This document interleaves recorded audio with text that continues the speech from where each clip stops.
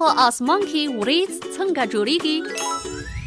په اتموسفير کې بخار د سړې هوا تر اغېزې لاندې د اوبو په کوچنيو څاڅکو او د یخ په کوچنيو کرستلونو بدلېږي.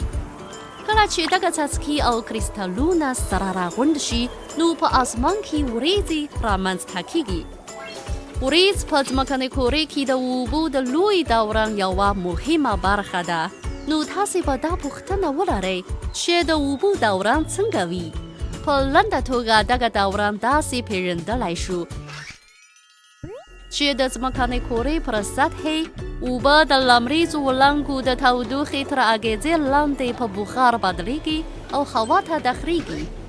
کله چې په هوا کې د اوبو بخار ډېر شي نو د اوبو مالیکولونه په هوا کې د دوړو په شاوخوا کې راټولیږي او د اوبو په څاڅکو او د یخ په کرستلونو بدلېږي. یا د څاڅکي او کرستلونه بېلابېلو خواو ته د لمر وړانګې منعکسوي او خپروي. نو په دې مناسبت د ورېځو بڼه رامنځته کېږي. ورېځې بېلابېلې بڼې لري.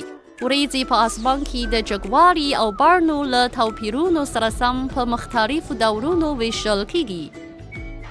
په اسمان کې د ورېځو اندازه د هوا پیژندنې د محاسبې واحد بلل کېږي او د لمر، ورېځ او تورو ورېځو په شمول په 3 درجو ویشل کېږي.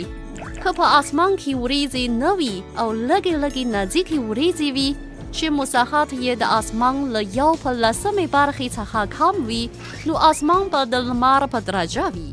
که د اسمان په سرو کې له 40 تر 80 برخې کې ټیټې ورېځې وي او یا د اسمان په سرو کې له 60 تر 100 برخو کې جګې ورېځې وي نو اسمان به د ورېځ په درجه وي. که په اسمان کې د ټیټو ورېځو اندازه په سرو کې له 80 څخه زیاته وي نو اسمان به د تورو ورېځو په درجه وي.